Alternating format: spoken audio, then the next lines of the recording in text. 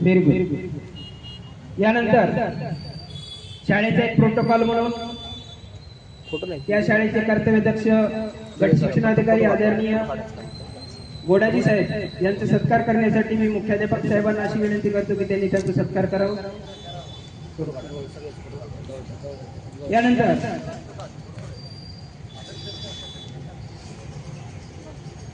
आपल्या शाळेला ज्यांनी आपल्या जीवनामध्ये व्यावसायिक कौशल्याची वाढ कशी करता येईल यासाठी मार्गदर्शन करण्यासाठी आलेले आदरणीय प्राध्यापक डॉक्टर विजय जाधव सर यांचा सत्कार करण्यासाठी मी आदरणीय पाटील सरांना अशी विनंती करतो की त्यांनी त्यांचा यथोचित सत्कार करावा। यानंतर आमचे मित्र आदरणीय हनुमंत जाधव सर केंद्र प्रमुख प्राध्यापक डॉक्टर राहुल अल्लापुरे सर अल्लापूरचे तर नाही हा कारण तुम्ही जिवंत ठेवलात आडनावात का होईना गाव। अरे वा वा सर्वांनी भूमिका प्रयत्न खरोखरच आपलं सुदैव होणार की त्यांच्यातर्फे तुम्हाला मार्गदर्शन मिळणार आहे। खूप छान। त्यानंतर कौटकर सरांना अशी विनंती करतो की डॉक्टर राहुल अल्लापुरे साहेबांचा त्यांनी सत्कार करावा। यानंतर पाटील सरांना अशी विनंती करतो त्यांच्या सत्कारानंतर हनुमंत जाधव सरांचा त्यांनी सत्कार।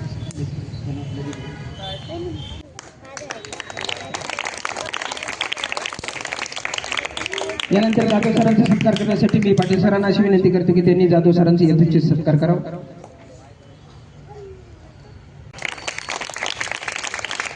तत्पूर्वी आदरणीय गोडाजी साहेबांना अशी विनंती करतो की 2 मिनिटात त्यांनी आपलं मनोगत व्यक्त करावं या संदर्भात। या कार्यक्रमाचे अध्यक्ष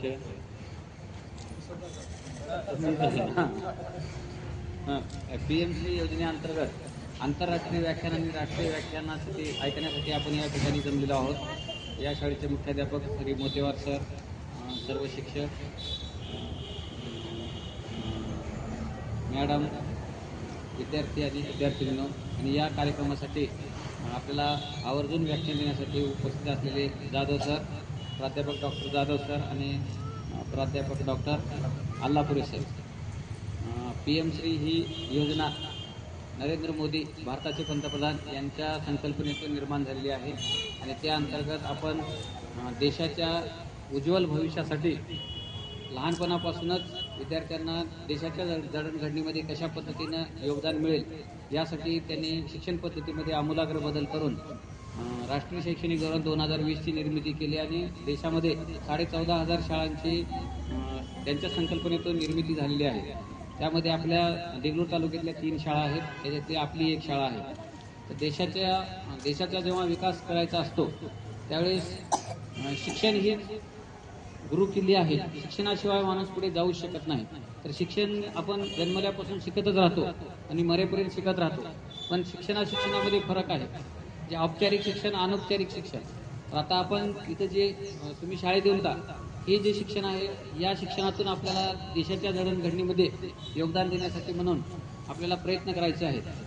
तर आंतरराष्ट्रीय स्तरावर आपल्या देशाचं नेतृत्व कसं असलं पाहिजे आणि प्रत्येक देशामध्ये आपल्या देशातला नागरिक गेला पाहिजे। आपल्या देशाचे पंतप्रधान यांची संकल्पना अशी आहे की आपल्या देशातले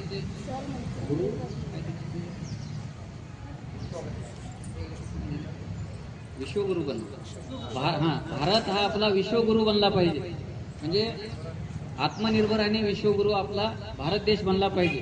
म्हणजे जगातले जेवढे देश आहेत त्या देशांना शिकवण्याची क्षमता आपल्या देशाची आहे, आपल्या भारतातली आहे। आपले प्राचीन वेद आणि प्राचीन काळापासून आपली जी गुरुकुल पद्धती आहे, अजूनही जगातले संपूर्ण देश आपल्या देशाचं अनुकरण करतात, आपल्या संस्कृतीला आदर्श मानतात आणि आपल्या संस्कृतीचं गुणगान गातात। तर आपल्या इथली जे तुम्ही जे घडणार आहात, तर तुम्ही जगातल्या प्रत्येक देशात जाऊन तुम्ही त्या ठिकाणी काम करणार, त्या पद्धतीचं मनुष्यबळ निर्माण करण्यासाठी म्हणून ही योजना अंमलात आलेली आहे। आणि भारतातला प्रत्येक नागरिक हा देशाच्या प्रत्येक देशामध्ये गेला पाहिजे। आता आपण पाहतो सगळ्या देशामध्ये आपल्या भारताचे नागरिक आहेत, आपले लोक सर्व देशामध्ये कामाला जातात तिथं. आणि आपल्या देशात जगामध्ये जेवढे काही मुख्य जे आहेत CO त्याच्यामध्ये भारताचे प्रतिनिधित्व जास्त प्रमाणात आहे. आणि आपले नागरिक चांगल्या पद्धतीने घडण्यासाठी म्हणून ज्या भौतिक सुविधा लागतात किंवा जे तंत्रज्ञान लागते ते तंत्रज्ञान आणि भौतिक सुविधा उपलब्ध करून देण्यासाठी ही योजना आहे. या योजनेतून आपण चांगल्या पद्धतीचे मनुष्यबळ घडण्यासाठी म्हणून आता आंतरराष्ट्रीय व्याख्यान आणि राष्ट्रीय व्याख्यान या ठिकाणी देण्यासाठी आपले सर या ठिकाणी आलेले आहेत. तर मी त्यांना अशी विनंती करतो की त्यांनी आपल्या अमूल्य असं मार्गदर्शन करून आमच्या विद्यार्थ्यांना ऐकायला परावर्तित करावं ही विनंती. एवढे बोलून मी माझे 2 शब्द सांगतो. धन्यवाद सर. ग्लोबल इंडियासाठी जे PMC पंतप्रधानाचं जे स्वप्न आहे ते स्वप्नपूर्तीसाठी आपण 100% प्रयत्न करूया अशी मी साहेबांना ग्वाही देतो. यानंतर तज्ज्ञ मार्गदर्शक आदरणीय प्राध्यापक डॉक्टर विजय जाधव साहेबांना अशी विनंती करतो की त्यांनी आपलं अमूल्य असे मार्गदर्शन करावं. Sir okay. तत्पूर्वी प्राध्यापक अल्लापुरे सर त्यांचा परिचय करून देतील.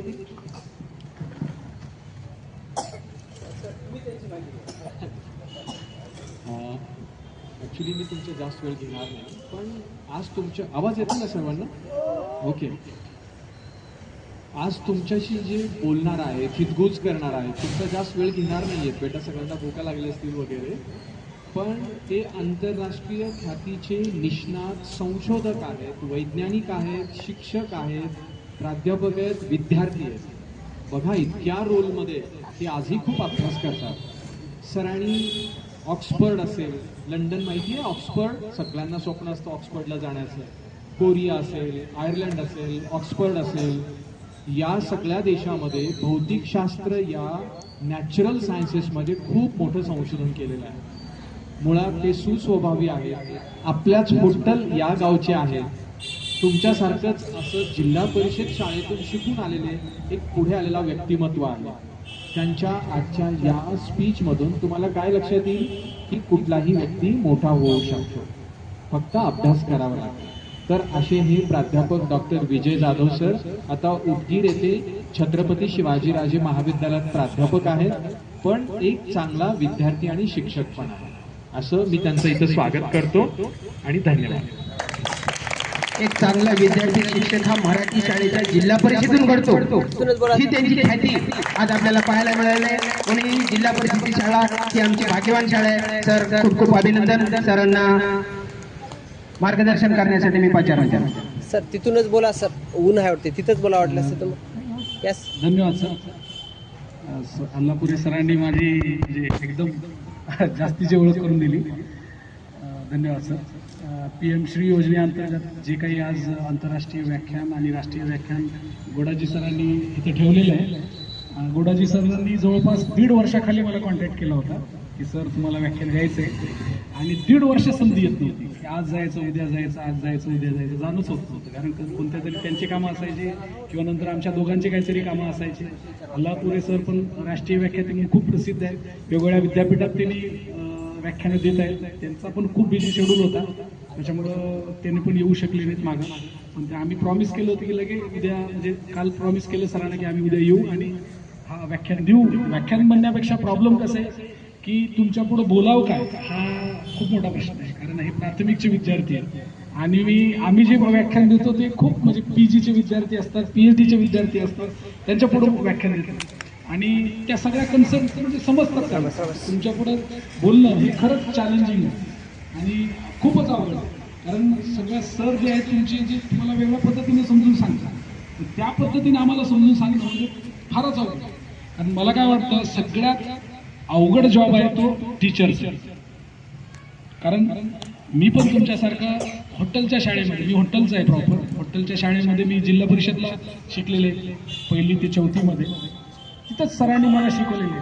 ढगे सर म्हणून एक होते आम्हाला शिकवायला, डिवटे सर म्हणून एक होते, आणि ह्या सरांनी म्हणजे आम्हाला घडवलं तिथं.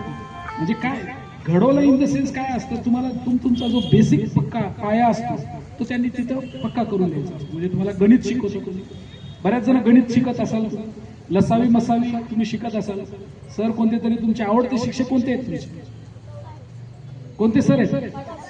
सर मारणार नाही तुम्हाला दुसरे काय, तुम्हाला जे सर आवडते ते सांगायचं, म्हणजे जसे, कारण आवडते सर म्हणजे काय, ते तुम्हाला गोड बोलतात म्हणून आवडते नसतात, ते तुम्हाला एखादी गोष्ट चांगल्या पद्धतीनं जे समजून सांगतात ती गोष्ट तुमची आवडते होती, सर आवडते होती. तसंच माझा पण आवडता सब्जेक्ट होता विज्ञानाचा. नंतर मी मान्यविका शाळेमध्ये शिकायला होतो 10वी पर्यंत. तिथं आम्हाला कपाळे सर म्हणून एक होते विज्ञान शिकवायचे, खूप चांगल्या पद्धतीने विज्ञान शिकवायचे आम्हाला, आणि मला विज्ञानामध्ये आवड निर्माण झाली. ते मूलद्रव्य वगैरे ते तुम्हाला माहिती असतील, एलिमेंट्स वगैरे माहिती आहेत का? 107 एलिमेंट आहेत तुम्हाला माहिती असतील, एलिमेंट्स वगैरे, एलिमेंटची माहिती असेल तुम्हाला. एलिमेंट, ते एलिमेंट म्हणजे पूर्ण लक्षात असले पाहिजे. ते बाकीचे सगळे काही आपण जे खातो सगळ्यामध्ये एलिमेंट असतात. आणि नंतर मी जेव्हा 11वी-12वीला होतो, देगलूर कॉलेजलाच मी शिकले. 11वी-12वीमध्ये आम्हाला इंदुरीकर सर म्हणून होते, मॅथ शिकवायचे, आणि शेट्टे सर म्हणून होते, फिजिक्स शिकवायचे, आणि शेट्टे सर मॅथ शिकवायचे. आणि त्यांनी आमचा एवढा बेस पक्का करून घेतला. पण योगायोगानं माझा काय झालं, मी MBBSला लागलोच नाही. MBBSला एकदम मार्क कमी पडले. आणि मी काय केलं, कारण कशी घरची परिस्थिती खराब होती. आणि तुम्हाला माहिती नसेल, हे तुमच्या शाळेच्या बाजूलाच इथे एक पेंटर होतं, आता आहेत का नाही मला माहिती नाही, एक पेंटर, जुने पेंटर होते त्याच्या बाजूला इथं गल्लीमध्ये, मानूरकर. तेव्हा कसं पेंटरचा एक खूप चांगला जमाना होता. आणि मानूरकर सर तिथं होते. माझ्या वडिलांनी काय केलं, त्या पेंटरसाठी मला तिथं ठेवलं होतं. 2 महिने त्यांच्याकडे मी शिकायचं, पेंटिंगचं काम शिकायचं. ते आवड होती, ती कामासाठी म्हणजे आवडसाठी. माझे वडील तिथे गेले, त्यांना सांगितलं, मानूरकर सरांकडे मी जवळपास 2 महिने काम केलं त्याच्यात. म्हणजे कोणतंही काम छोटं नसते, मोठं नसते. आपल्याला काय वाटतं, आपल्या आई वडिलांनी म्हणजे एखादं काम सांगितलं, जा म्हणून कर म्हणून म्हटलं तर आपण ते काम करत नाही कधी. पण सगळेच काम हे चांगले असतात, ते काम तुम्ही केलं पाहिजे. आणि तिथूनच मी नंतर BScला ऍडमिशन घेतलं, BScला जाऊन MSc केली विद्यापीठामध्ये. नंतर जेव्हा मी विद्यापीठात गेलं तेव्हा माझा प्लॅटफॉर्म चालू झाला, आणि तिथूनच मी पिकअप घेतलं. आणि तिथून जवळपास मिनिमम मी 20 ते 22 देशामध्ये मी काम केलं. काही देशाची मी नावं सांगतो, कारण तुम्हाला माहिती नसेल, साऊथ कोरिया तुम्ही ऐकलं असेल. साऊथ कोरियामध्ये 1.5 वर्ष मी तिथं काम केलं. आणि काम कशावर करतो, म्हणजे मोबाईलचे जे बॅटरीज असतात त्याच्यामध्ये माझं संशोधनाचं काम, लिथियम आहे. जसं आता आज EV मार्केटमध्ये आलेलं आहे. आज आपण जवळपास खूप लेट मार्केटमध्ये आलेले आहेत. भारत हा खूप उशिरा आलेला आहे EV मध्ये. पण जर तुम्ही चायना आणि US जर पाहिलं तर तिकडे 99.99% EV वापरतात रोडवर. आपल्याकडे अजून पण आपण पेट्रोल डिझेल वापरतो, तिकडे पेट्रोल डिझेल खूप रेअर वापरतात. EVच असतं मार्केटमध्ये. त्या EV मध्ये माझं काम आहे, म्हणजे मोबाईलचे बॅटरीज वगैरे करणं, त्याच्यामध्ये मॅन्युफॅक्चरिंग करणं, आणि त्याच्यासाठी आपण डेव्हलप करणं. एक हैदराबादला कंपनी आहे गोदी एनर्जीज म्हणून, त्याचा मी ॲडवायझर म्हणून सुद्धा काम करतो सध्याला. आणि नंतर मी साऊथ कोरियानंतर मी आयर्लंडमध्ये 2 वर्षाचं काम केलं. नंतर UKला गेलं, ऑक्सफर्डमध्ये ॲज अ व्हिजिटिंग सायंटिस्ट म्हणून काम केलेलं आहे. आणि नंतर झेक रिपब्लिकला गेले, इटलीमध्ये काम केलेलं आहे, फ्रान्समध्ये काम केलेलं आहे, जर्मनीमध्ये काम केलेलं आहे. आणि आता जे वॉर चालू आहे, तुम्ही इस्रायलमध्ये जे पाहिलं, इस्रायलचा जो वॉर चालू आहे, इस्रायल-इराण, त्या इस्रायलमध्ये 1.5 वर्षामध्ये मी काम केलेलं. आणि इराणचे माझे काही फ्रेंड आहेत आता, त्यांच्यासोबत माझे पेपर पब्लिश आहेत. म्हणजे हे सगळं केलं मी जिल्हा परिषदचा विद्यार्थी राहतो. असं नाही वाटत की आपण जिल्हा परिषदेचे विद्यार्थ्यांना आपण काय करू शकतो. जिल्हा परिषदेचे विद्यार्थी पण करू शकतात, फक्त तुमच्यामध्ये जिद्द पाहिजे की मला करायला पाहिजे. हे करतो मी. असं नाही की MBBSच होऊन तुम्हाला म्हणजे डॉक्टर होऊनच काही करता येतं किंवा इंजिनियरच होऊन पुढे जाता येतं, असं नाही. तुम्ही बरेच काम, इथं कदरेकर डॉक्टर होते अगोदर, आणि मागे 1-2 वर्षापासून असंच आमचे घराकडे आजी आजारी होते, त्यांना मी घेऊन आलो इथं. त्यानं मला बघताच म्हणले की तुम्ही विजयकुमार जाधव का? हो, मी तुम्हाला ओळखतो, पण कसं आहे काही जण मोठे झाले ओळखत नाही, त्याच्यामुळे मी ओळख दाखवली, त्यांनी मला ओळख काढली. आणि तुम्ही बघा, म्हणजे आपण ज्या लेवलला जातो त्या लेवलला ते चालेल. म्हणजे कसं आहे, तुम्ही MBBS करून तिथंच आहात, आपण पण तिथंच गेले. म्हणजे साधं BSc करून पण तिथं जाऊ शकतो. आपल्याला काय असतं, आईवडिलांना वाटतं की माझा मुलगा डॉक्टर झाला, आपण विचारलं तुम्हाला काय होतं, म्हणलं की तुम्ही काय सांगा, तुला काय व्हायचं बेटा, काय व्हायचं पुढे जाऊन, काय व्हायचं, डॉक्टर व्हायचं. प्रत्येकाला वाटतं की डॉक्टर व्हायचं, इंजिनियर व्हायचं. आपल्या आई वडिलांनी एकच सांगितलेलं असतं, डॉक्टर व्हायचं, इंजिनियर व्हायचं, नाही तर कलेक्टरच व्हायचं. बरोबर आहे. पण असे काही बरेच क्षेत्र आहेत की तुम्ही त्या क्षेत्रामध्ये खूप चांगलं काम करू शकता. आता बघा टीचर, सगळे हे टीचर, बरोबर आहे. मला कोणीतरी शिकवलंच असेल ना, मला कोण शिकवलं, मला कोणी घडवलं, शिक्षकांनीच घडवलं. त्याच्यामुळं शिक्षक सुद्धा हा आपल्या देशाचा एक महत्वाचा भाग आहे. आणि जर आपल्या, जसं नरेंद्र मोदींनी विकसित भारत 2047 सांगितलेले, आत्मनिर्भर भारत असं सांगितलेलं, मेक इन इंडिया जर म्हटलेलं आहे, तर हे जर साध्य करायचं असेल तर आपल्याला शिकलं पाहिजे, आपल्याला नवीन नवीन आयडिया डेव्हलप करता आले पाहिजे. लहान असतानाच, जसं आता सरांनी सांगितलं, ते सचदेव 8 वर्षाचा मुलगा आहे, हा त्याचे स्वतःचं स्टार्टअप तो AI मध्ये, आर्टिफिशियल इंटेलिजन्स मध्ये करतो. म्हणजे 8 वर्षाचा विद्यार्थी करत असेल तर आपण का करत नाही? फक्त आपल्याला एकच प्रॉब्लेम असतो की तो ॲटमॉस्फिअर नसतो. पण जेव्हा आपली क्रिएटिव्ह टीचर जर एखाद्या शाळेमध्ये असतील, काही मी बऱ्याच शाळेमध्ये काही क्रिएटिव्ह टीचर बघितलेले आहेत, त्यांनी स्वतः क्रिएटिव्हिटी करून विद्यार्थ्यांना त्यांनी घडवलेले, असे टीचर आपल्याला पाहिजे. आणि त्या विद्यार्थ्यामुळे काय होतं, आपल्यामध्ये डेव्हलपमेंट होतं, आपल्यामुळे नवीन आयडिया निर्माण होतात. त्याच्यामुळे तुम्ही वेगवेगळ्या सायन्स एक्झिबिशनमध्ये भाग घ्या, सरांनी तुम्हाला सायन्स एक्झिबिशनसाठी प्रोत्साहन करतात, तिथं भाग घ्या, त्याच्यामध्ये तुम्ही जा, कारण तिथे गेल्यावर तुम्हाला कळतं काय करायचं काय नाही, बरोबर आहे. त्याच्यामुळं सगळ्यात महत्त्वाचं आता काय, अभ्यास करा. आणि अभ्यास करते वेळेस का अभ्यास करायचं, कशासाठी करायचं, आणि मला काय व्हायचंय पुढे चालून आताच ठरवा, आणि त्याच्यानुसार तुम्ही अभ्यास करा. कारण सगळ्यात महत्त्वाचं कसं आहे, सायन्स आहे, आणि सायन्समध्ये तुम्ही लक्ष दिलं पाहिजे. प्रत्येकानं ही गोष्ट का घडते, कशामुळे घडते, ही घडत नाही तर का घडत नाही, एवढं जरी तुम्ही डोक्यात आत्ता जरी आणला तर तुम्ही ऑटोमॅटिक डॉक्टर होता, ऑटोमॅटिक इंजिनियर होता, ऑटोमॅटिक सगळ्या गोष्टी तुमच्यामध्ये डेव्हलप होतात. त्याच्यामुळे स्वतः तुम्ही आतापासून तयारीला लागले पाहिजे. तुम्ही हे विचार करू नका की मी आज जिल्हा परिषदमध्ये, मला इंग्लिश स्कूलला गेलं पाहिजे, मला पोद्दारला गेलं पाहिजे होतं, किंवा अजून कोणत्या चांगल्या इंग्लिश स्कूलला गेलं पाहिजे होतं, असं लक्षात घेऊ नका. तुम्हाला काही प्रॉब्लेम आला तर सर आहेत, सरांना विचारा, कारण तुमच्याकडे सर आहेत, सर पण चांगलं शिक्षण घेऊनच तुमच्याकडे आले, त्याच्यामुळे त्यांना विचार. हे पहा, मला पण घरच्यांनी म्हटलं होतं की DED कर आणि शिक्षक हो, पण माझा नंबरच DED ला लागला. पण आज न लागल्यामुळं मी एवढा पुढे गेलो. त्याच्यामुळं असं समजायचं नाही की आपण एखादं, म्हणजे फेल्युअर हे शेवट असते असं नाही. एखादं तुम्ही नापास झाला हरकत नाही, पुढं जायचं आहे, आणि त्यामधूनच तुम्हाला जे सक्सेस व्हायचं, पुढं जायचं, बरोबर आहे. आता एखाद्या आम्ही शाळेमध्ये गेलो होतो, तिला विचारलं एखाद्या मुलीला की काय म्हणते, ती मुलगी म्हणली मला कलेक्टरच व्हायचं, काही मुलं म्हणले मला डॉक्टर व्हायचं. चांगलं आहे, खूप चांगलं आहे, पण तसा तुम्हाला अभ्यास पण करावा लागतो. आणि त्यामुळं मी तर जास्तीचा मी वेळ घेत नाही, खूप वेळ झालेला आहे. त्यामुळं सरांनी मला, गोडाजी सरांनी ते बोलण्याची 2 शब्द बोलण्याची संधी दिलेली आहे, आणि ती संधी PM श्री या योजनेअंतर्गत आम्हाला उपलब्ध करून दिलेली आहे. त्याबद्दल मी गोडाजी सरांचे आभार मानतो.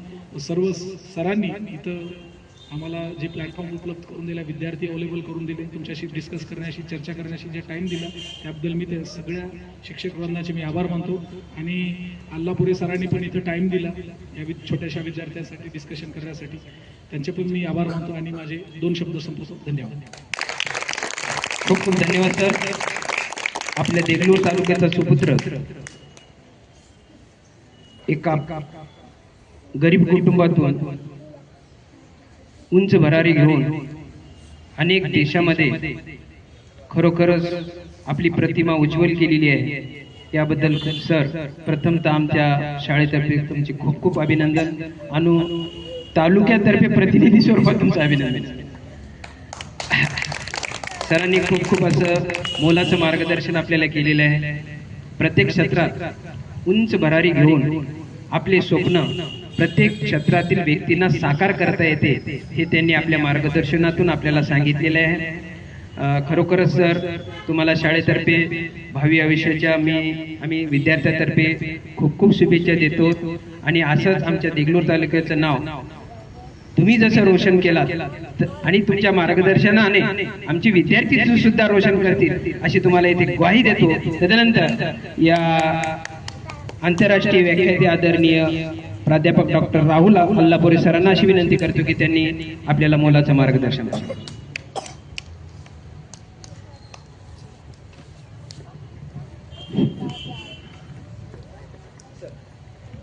तत्पूर्वी जाधव सरांना अशी विनंती करतो की त्यांचा परिचय त्यांनी करून द्या. अल्लापुरे सर म्हणजे सरांना ऍक्च्युली टीचरच व्हायचं होतं, आणि ते झाले प्राध्यापक. कारण सर आज जर सायन्स म्हणजे विज्ञान प्रदर्शन करतो, आपण कधी करतो माहिती आहे का? विज्ञान दिवस साजरा करतो, कधी करतो? शाळेमध्ये केला असेल, यावर्षी केलं का नाही? हा, 28 तारखेला सेलिब्रेट करू. तर जर सायन्स डेला जर वक्ता हवा आहे असा उदगीरमध्ये जर कोणी आहे असं जर विचारलं तर सगळे अल्लापुरे सरांचं नाव सजेस्ट करतात. आणि सरांनी आजपर्यंत असे कितीतरी व्याख्यान दिलेले, म्हणजे ते विद्यार्थी प्रिय शिक्षक. मला तेवढं बोलता येत नाही कारण मी अजून विद्यार्थीच आहे, अजून रिसर्चरच आहे, कामच करत असतो.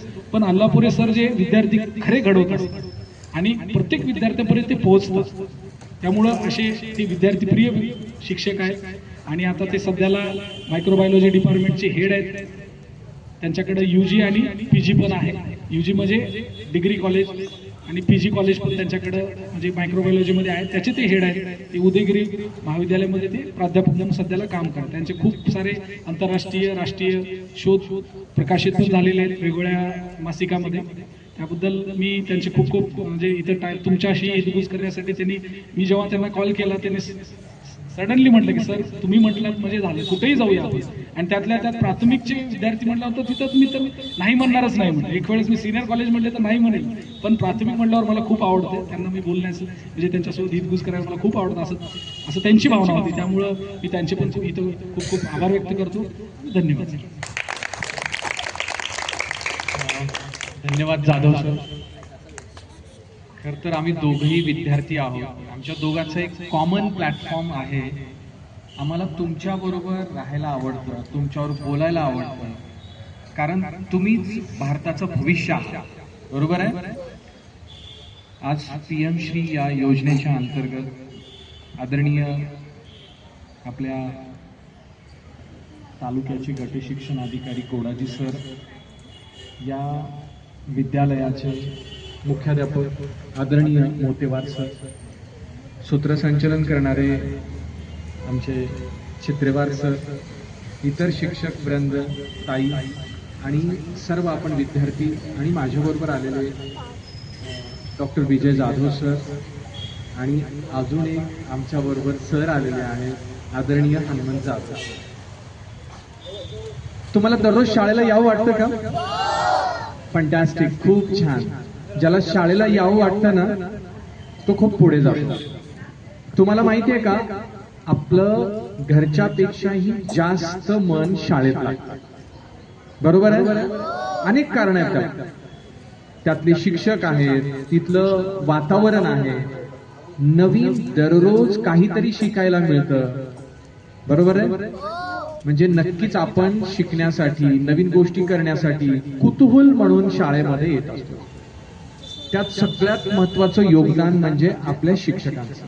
खरं सांगू, ते सुद्धा खूप अभ्यास करून तुमच्यासाठी उद्या काय नवीन सांगायचं आहे, कुठल्या पद्धतीनं तुम्हाला शिकवायचं आहे, तुम्हाला किती बोलतं करायचं आहे, तुम्हाला किती छान दिसताय ना तुम्ही सर्वजण, हे सगळं काम आनंदी ठेवणं, आनंदमय शिक्षण होणं हे शिक्षकांचं.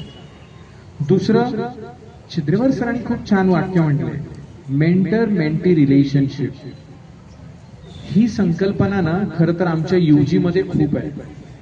म्हणजे एका शिक्षकाकडे 2-3 विद्यार्थी हे त्यांचं दायित्व त्यांच्याकडे आहे, त्यांचं पालकत्व त्यांच्याकडे आहे.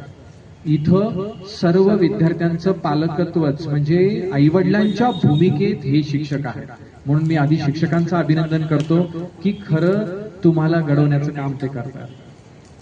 खरं सांगू का, आपण इथं या लेवलला म्हणजे प्राथमिक स्तरामध्ये विज्ञान काय सांगतो, आपला बौद्धिक स्तर जो आहे तो सगळ्यात जास्त 7वी 8वी पर्यंत आपण पूर्ण बौद्धिक विकास होतो.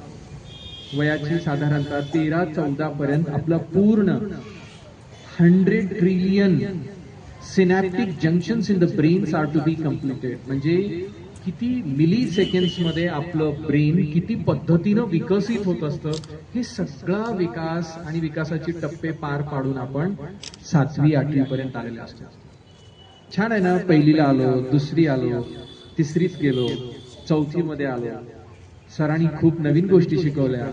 ABCD पासून सुरुवात करत आपण थोडे टेबल्स पाढे म्हणायला लागलो. काही अनुभव सुद्धा सरांनी सांगितले. म्हणजे दररोज तुम्हाला ही शाळा अगदी शिकण्यासाठी प्रवृत्त करते. म्हणजे तुम्हाला काहीतरी शिकावं वाटतं. तुमच्याकडे EVS सब्जेक्ट आहे. एन्व्हायरमेंटल सायन्स, पर्यावरण, आपला परिसर शिकताय का? आपला परिसर वगैरे, आपल्या परिसरातील अनेक घटना, किंवा भूगोल आहे, विज्ञान आहे, भाषा आहे, मराठी, हिंदी, इंग्रजी म्हणल्यानंतर कधी विद्यार्थ्यांना एकदमच वाटतो अरे बापरे इंग्रजी खूप अवघड आहे. असं काही नाही. एखाद्या व्यक्तीला एखादी भाषा जर आली तर दुसरी भाषा आपोआप अवगत होते, फक्त त्याचा सराव करावा लागतो. मी असेल किंवा सर असेल, आम्ही सुद्धा तुमच्यासारखंच अगदी खाली बसून अशाच एका शाळेमध्ये उदगीरच्या शिकलेले आहोत. मी उदगीरच्या शाळेमध्ये शिकलेला आहे. खरं पाहिलं तर 4थी-5वी पर्यंत तितकं असं लक्षात येत नव्हतं की आपण का शिकतोय, पण 4थी पासून कळायला लागलं. एकदा माझ्या शिक्षकांनी, मला एक सर होते जहागीरदार सर नावाचे आणि अट्टरगेकर सर म्हणून, विद्यावर्धिनी शाळा होती, 5वीला आलेलो होतो, आणि त्यांनी सांगितलं की वर्गातील कुठल्या विद्यार्थ्याला विज्ञानाचा प्रयोग करायचा आहे त्यांनी आपली नावं द्यायची. मला काहीही माहिती नव्हतं तरीही मी नाव दिलं. विज्ञान कुतूहलाचा विषय. मग सरांनी नाव घेतलं आणि विज्ञानाचा प्रयोग करण्यासाठी म्हणून त्यांनी आम्हाला सांगितलं की आपल्याला बिया कशा रुजतात याचा अभ्यास करून आपल्याला 5वीच्या वर्गाचं रिप्रेझेंटेशन करायचं आहे. मग सगळ्या प्रकारच्या बिया घेतल्या, कशा रुजतात, माती आणली, पाणी आणलं, भरपूर प्रकारे त्यांना रुजवण्यासाठी मग महिनाभर प्रयोग चालला. तर झालं काय, जेव्हा आपण एखादी कृती करायला लागतो, तुम्ही पण शाळेमध्ये असे विज्ञानाचे प्रयोग करताना बघा, तुमची शाळा तर फार विकसित आहे, कारण पीएम श्रीच्या अंतर्गत तुम्हाला काही नवनवीन प्रयोग करण्यासाठी म्हणून सरांनी उपलब्ध करून दिलेले आहे. त्या एकट्या प्रयोगामुळे मला काय एक आवड तयार झाली. म्हणजे तुम्हाला सुद्धा काहीतरी आवड निर्माण व्हायचं असेल तर तुम्ही त्यात 100% तुमचं इन्व्हॉल्वमेंट पाहिजे. समजा 2-3 जण आहेत, काहीतरी आपण चला प्रयोग करूया, चला आज गणिताचा प्रयोग करूया. मग गणितातील विविध प्रकारचे पाढे आहेत, पण वेगळ्या पद्धतीने काही पाढे करता येतील का, काही त्याचा चार्ट बनवता येईल का, किंवा मी 4थीला म्हणजे तिसरीच्या विद्यार्थ्याला तो चार्ट उपलब्ध करून देता येईल का. म्हणजे इतके सारे प्रश्न तुम्हाला दररोज तुमच्या दैनंदिन या शाळेच्या व्यतिरिक्त, म्हणजे शाळेत तर प्रश्न पडलेच पाहिजेत, पण शाळेच्या व्यतिरिक्त सुद्धा तुम्हाला ही प्रश्न पडले पाहिजे. मग शाळेत प्रश्न पडतात, शिक्षक आहेत, घरी प्रश्न पडले तर आपल्याला घरी आई म्हणते कधी कधी, उगं बस तुला काय करायचंय, तुला काही कळतं का. आजपासून सांगायचं की एक सर आले होते, त्यांनी सांगितलं की आमच्या सगळ्या प्रश्नांची उत्तरं तू दिली पाहिजे. एखाद्या प्रश्नाचं उत्तर येत नसेल तर आपण शिक्षकांना विचारूया, पण शिक्षकांना तुम्ही आजपासून प्रश्न विचारायचे, काही असेल. समजा हे झाड आहे, सर या झाडाचं नाव काय, पानं का पडत आहेत, ही फुलं लागलीत का, बरोबर आहे, तुमच्या समोर पडलेत ना. मग काही पानं हिरवे आहेत, काही पानं खाली पडत आहेत, सर असं का होतं, दरवर्षी होतं कसं. म्हणजे किती आपल्या निसर्गामध्ये इतकी प्रश्न आहेत. एखाद्या प्रश्नाचं जरी उत्तर तुम्हाला शोधता आलं तर तुम्ही नक्की भविष्यात खूप मोठे वैज्ञानिक आहे. बरोबर आहे. तुमच्या समोर ही पिवळी पानं पडलेली आहेत. आपण म्हणतो ना अशोकाचं झाड आहे, पानं पडलेली आहेत, पडलेली पानं पिवळी आहेत पण बाकीची हिरवी आहेत. म्हणजे याचा अर्थ काय, तुमच्या मनात प्रश्न पडला ना, सांगू शकता ही पिवळी पानं खाली पडलेत पण हिरवी पानं वर आहेत. असं का झालं बेटा, एखादं उत्तर सांगू शकता कोणी 7वीच्या विद्यार्थ्यांनी. हा, व्हेरी गुड, कम आहे.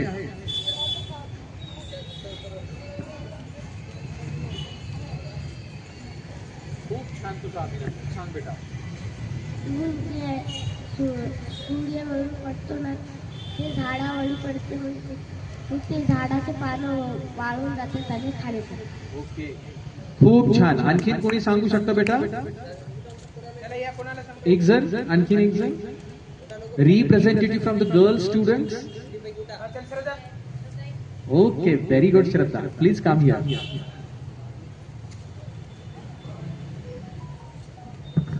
पिवळे पानं खाली याच्यामुळे पडतात कारण ते पानं उन्हाने वाळलेले असतात आणि ते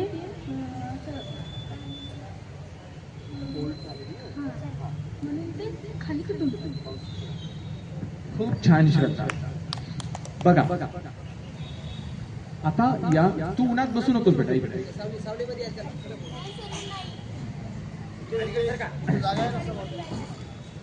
एका विद्यार्थ्यांनी आणि एका विद्यार्थ्यांनी श्रद्धानी खूप छान उत्तरं दिलेली आहेत. मी त्यांचं अभिनंदन करतो अगदी. Very good. बघा प्रश्न किती साधा आहे. तुमच्या इथं ही वाळू आहे, थोडी माती आहे, खेळायला पण आहे, तिथं एक झाड दिसतंय, पानं गळत आहेत आणि सरांनी प्रश्न विचारला. खूप साधा प्रश्न आहे. त्यांनी सांगितलं की काही जणांनी ऊन लागतंय किंवा वाळलेली आहे, जुनी झालेली आहे. मग तुम्ही थोडं मोठं झाल्यानंतर पान पाहायला लागता, पानामध्ये काही केमिकल्स बदल झालेत का, चेंजेस होतात ना. बघा आम्ही सुद्धा विद्यार्थी होतो, हळूहळू मोठे झालो, हळूहळू नंतर मोठे होत, नंतर वार्धक्याकडे म्हणजे म्हातारे होत आम्ही सुद्धा, ओल्ड. तसं पानामध्ये जे हरित लवक आहे क्लोरोफिल ते हळूहळू कमी होतं आणि जो दुसरा घटक आहे तो पण असतो झॅन्थोफिल, जो पिवळा घटक आहे तो खूप येतो. असं का होतं? कालांतराने त्या पानाची इफिशियन्सी, काम करण्याची क्षमता खूप कमी होते आणि मग पानगळ होते. मग पानाला ही सिग्नल कुठून भेटतात? दररोजच्या या सूर्यप्रकाशाच्या अगदी सायकल. म्हणजे किती क्लिष्ट वाटतं ना, पण सोपं आहे. म्हणजे तुमच्यासारखाच एक शास्त्रज्ञ, तो रशियाचा आहे, त्याला पहिल्यांदा असा प्रश्न पडला की पानं पिवळी का पडतात. त्याचं ऑब्झर्वेशन काय होतं माहितीये? मी सांगतो स्टोरी. तो दररोज घरून शाळेला जायचा. त्याचं नाव आहे नेल्जाबाव, रशियन सायंटिस्ट आहे, दिमित्री नेल्जाबाव. आणि तो जाता येता शाळेमध्ये झाडं पाहायचा आणि जिथं स्ट्रीट लाईट्स होत्या, स्ट्रीट लाईट म्हणजे पथदिवे, बरोबर आहे. पथदिवे म्हणजे पूर्वीच्या काळी पथदिव्यांमध्ये कोळसा भरायचा. मी 18व्या शतकातलं बोलतोय. आणि कोळसा रात्री भरून जायचा आणि ते लाल अग्नी व्हायचा आणि मग रात्री गाड्या थांबणं वगैरे वगैरे. पण तो दररोज विचार करायचा की या पथदिव्याच्या जवळची झाडांची पानच गळतात, बाकीच्या ठिकाणची जळत नाहीये. मग त्यांनी त्याचा अभ्यास केला तर त्याच्या असं लक्षात आला की त्या कोळशातून, त्या धुरातून एक गॅस तयार होत होता, तो म्हणजे इथिलीन गॅस. तो गॅस त्या हरित लवकाला कमी करत होता आणि दुसरे जे पिवळे, बरोबर आहे, त्याला झॅन्थोफिल म्हणतो, त्याला खूप प्रमोट करत होता, खूप प्रगतीकर म्हणत होता. म्हणून पानं पिवळी पडत होती आणि खाली पडत होती. म्हणजे पहिल्यांदा त्या शास्त्रज्ञांनी काय संशोधन केलं? पानं पिवळी का पडतात? तर तिथं थोड्याफार प्रमाणात इथिलीन असतो. मग आता सगळ्या जगामध्ये केळी पिकवण्यासाठी इथिलीन वापरतात. काही वेळेस आपण म्हणतो ना केमिकल कार्बाईडवर आता बॅन आहे आणि आपण इथिलीनच्या फवारा करून केळी 2 दिवसामध्ये खूप छान गोड पिकते. मग तुम्ही म्हणाल की सर आंबा पण पिकतोय, बरोबर आहे. मग आपल्या जुन्या काळी काय करायचं? आता पण आंबे घ्यायचं आणि गहू, ज्वारी किंवा त्याचं एक तणी सोबत टाकायचं, त्याच्यातून सुद्धा तो गॅस येतो. म्हणजे तो गॅस काय करतो? It triggers the it triggers the ripening, म्हणजे पिकवण्याची क्रिया फास्ट करतो. म्हणजे एका शास्त्रज्ञाच्या एका संशोधनामुळं इतका पूर्ण जगात बदल होऊ शकतो. तो तुमच्यासारखाच विद्यार्थी होता, तो तुमच्यासारखाच निरीक्षण क्षम होता. बघा निरीक्षण शक्ती खूप काम करते. प्रत्येकाचं निरीक्षण असतं. आता घरी आपण काही निरीक्षण करतो का हो? समजा आई बाहेर गेलेली आहे, जेवण भूक लागलेली आहे आणि आईने स्वयंपाक नाही केला. मग आता समजा कालची एखादी भाकरी आहे का, पण लगेच लक्षात येतं की अरे त्या भाकरीवर काहीतरी वाढलेलं आहे, बुरशी वाढलेली आहे. हा खूप साधा निरीक्षण आहे ना. म्हणजे असे निरीक्षण काय करतात? बघा आता आपण शिळं अन्न खातो का? नाही खात, कधीच खायचं नाही शिळं अन्न. काय होतं? त्याच्याने पोटदुखी होते, म्हणजे त्याच्यावर बुरशी वाढलेली आहे. म्हणजे आपल्या घरामध्ये सुद्धा छोटे छोटे निरीक्षण करायला लागलात तर कळतं. आपण सगळे हात धुवून जेवण करतो, बरोबर आहे. आता तुम्ही इथं खाली बसलात, खाली मातीचा स्पर्श झालेला आहे, माती आणि आपल्या पोटात गेले तर काय होईल? आपलं पोट दुखतं. मग सर सांगितलेत आपल्याला काय? हात धुवायचा आहे. किती छान पद्धतीने हात धुण्याची पद्धत शिकवलेली आहे. साबण घ्यायचा आणि छान हात धुवायचं, स्वच्छ पाण्याने, स्वच्छ कपडे, स्वच्छ हात धुणे वगैरे वगैरे. ह्याचं कारण काय? मग तुम्ही विचार करता का आपण हात का धुतो? त्याचं कारण छोटे छोटे जीवाणू जे मातीमध्ये आहेत. माझा विषय जीवाणू शिकवायचा आहे. मग ते जीवाणू आपल्या पोटात जातील आणि आपल्याला आजार होतील, म्हणून आपण त्यांना दूर ठेवतो. म्हणजे वैयक्तिक स्वच्छता असेल, घरातील ऑब्झर्वेशन असेल, समाजात फिरताना किंवा रोडवरून येताना अनेक गोष्टी आहेत. हे बघा आता गाड्या जात आहेत, सगळ्यांना डिस्टर्बन्स वाटतोय ना, हॉर्न वाजतोय, वाजला मग तो किती डेसिबलचा आहे, त्याचा माझ्यावर परिणाम काय होतो, त्याचा वनस्पतीवर काही परिणाम होतो, त्याचा पक्षावर काही परिणाम होतो का? दिवाळीमध्ये आपण खूप फटाके वाजवतो अचानकपणे, आणि जे पक्षी बसलेले आहेत रात्री, आता 2 दिवसापूर्वी आपण वर्ल्ड कप बरोबर आहे जिंकलं, रात्री खूप फटाके वाजले. पण मला एकच वाटायचं की शिवाजी चौकातले माझे पोपट, आमच्या उदगीरच्या शिवाजी चौकामध्ये हजारो पोपट बसलेले असतात. प्रत्येक वेळेला शिवाजी चौकात कोणीतरी निवडून येतो, काहीतरी होतो आणि आवाज होतो आणि सगळे पोपट उठतात. तुम्हाला जर असं केलं तर, रात्री 12 वाजता उठवलं तर राग येतो ना? मम्मी पप्पाचा सुद्धा राग येतो, बरोबर आहे का बेटा? सकाळी शाळेत जाताना सुद्धा उठवलं तर राग येतो. अजून 1 मिनिट झोपू दे म्हणतो का नाही? 1 मिनिट असं वाटतं का सगळ्यांना? मग त्या आवाजाच्या तीव्रतेमुळे ती पोपट उठून गेली. म्हणजे याचा काय परिणाम त्यांच्यावर होत असेल? हे बघा, मानव प्रजाती ही कुतूहल असणारी प्राणी आहे. आपणही प्राणीच आहोत. आपण 20 लाख वर्षापासून आपल्यात थोडे थोडे थोडे बदल करत, सगळ्यात जास्त या 2 लाख वर्षातच बदल झालेत आपल्यामध्ये. आणि या बदलाचा परिपाक म्हणजे गेल्या 90च्या दशकापासून तर खूप बदल होत. तुम्ही तर खूप बदललेले आहात, कारण तुमच्या हातात स्मार्टफोन आहे. तुम्ही स्मार्टफोनला विचारू शकता, काय पानं पिवळी का पडतात? गुगल चालू करून विचारू शकता, पानं का पिवळी पडतात? आमच्या सरांनी सांगितलं यार. किती प्रश्न आहेत, खूप प्रश्न आहेत. हे बघा बेटा, प्रश्न पडली पाहिजेत. आकाशाकडे बघा दररोज, सूर्याला बघा, चंद्रग्रहण बघा, सूर्यग्रहण अगदी मोठ्यांच्या सल्ल्याने काही चष्मे वापरून बघा. पण निसर्गातल्या प्रत्येक गोष्टीकडे कुतूहल म्हणून बघितल्याशिवाय आपण विज्ञानात प्रगती करू शकत नाही. आणि विज्ञानात प्रगती करणं म्हणजेच आपण स्वतःचाही विकास होतो, स्वतःचाही अभ्यास होतो.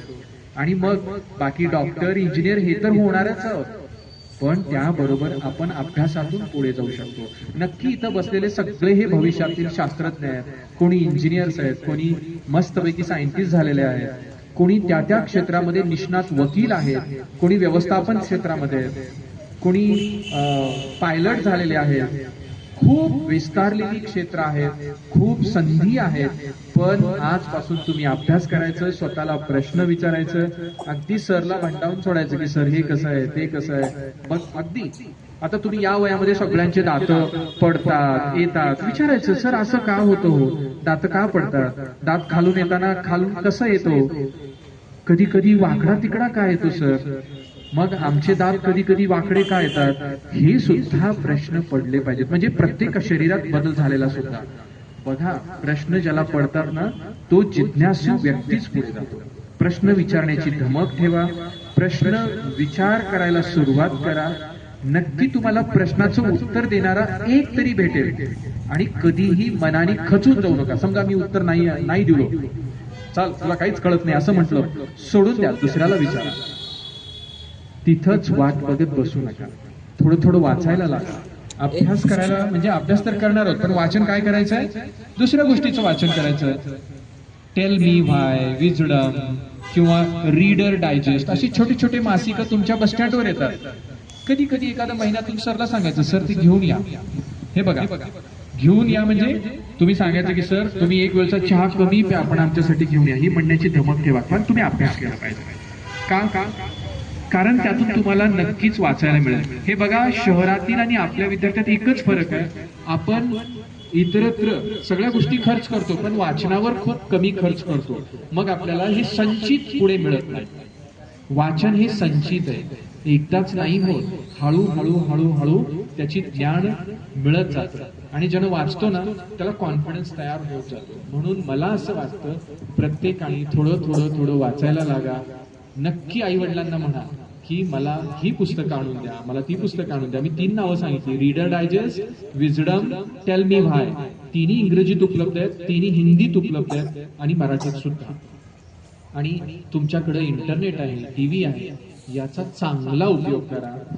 इंटरनेट जो मोबाईल तुमच्या आईवडिलाचा आहे ते गेम खेळू नका, रील्स पाहू नका. हे बघा, मोबाईल वापरू नका असं मी नाही म्हणत, वापरा पण चांगल्या कामासाठी वापरा. मोबाईलमध्ये सध्या ड्युओलिंगो नावाचा एक ऍप आहे, डाउनलोड करा मम्मी पप्पाची परवानगी घेऊन आणि एक नवीन भाषा शिका. समजा जर्मन शिकायचं आहे, तुम्ही त्याला सांगा की मला इंग्रजी, तो ऍप तुमच्याशी बोलतोय, तो ऍप तुमच्याशी बोलतो डिओलिंगो. समजा त्याला सांगितलं की मला मराठी येतं आणि मला जर्मन शिकायचं आहे, तो लगेच शिकवतो. या शब्दाला, नमस्कार शब्दाला जर्मनात हे म्हणतात. समजा तुम्ही 1-2 दिवस त्याच्याकडे नाही गेला तर तो सतत सांगतो मला राग आलाय, मला रुसवा आलाय, तुम्ही माझ्याशी का नाही बोलत. So this is a interactive app which is to be available on your mobile. Mummy पप्पाच्या मोबाईलवर हे अवेलेबल आहे.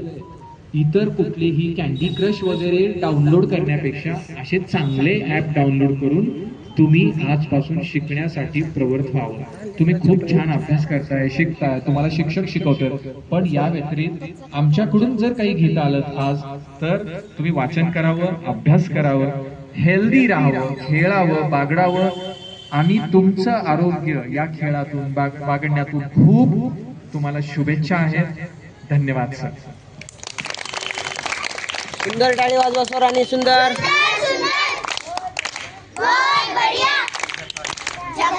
सर खूप खूप धन्यवाद. सरांनी शिक्षण आणि निरीक्षण आणि आपल्याला त्यांनी चर्चात्मक स्वरूपामध्ये तुम्हाला भविष्य आपलं कसं उज्ज्वल करायचं आहे. आणि सर खरोखरच आमचे विद्यार्थी, तुम्ही जे डिओलिंगो काय जो ॲप सांगितला होता सर, खरोखर जपानीजमध्ये आमच्या विद्यार्थ्यांना शिक्षण चालू आहे सर. पण जपानीजमध्ये बोलत असताना मलाच अभ्यास करावा लागतो आणि मी ते मेटावर जातो.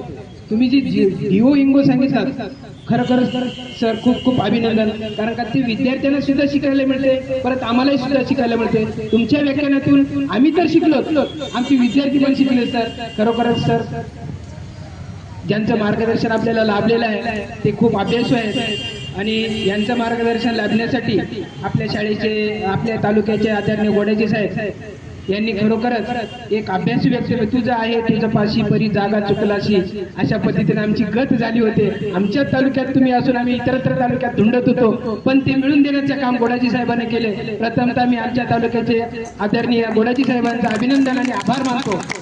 तर आभार सुरू करू का? लागलीच वेळ.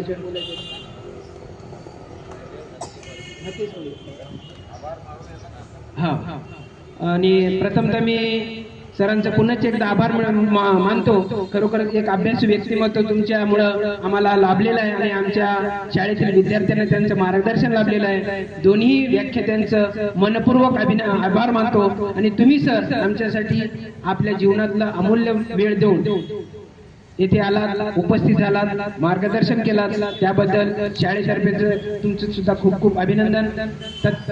तद्वतच आपल्या केंद्रप्रमुख आदरणीय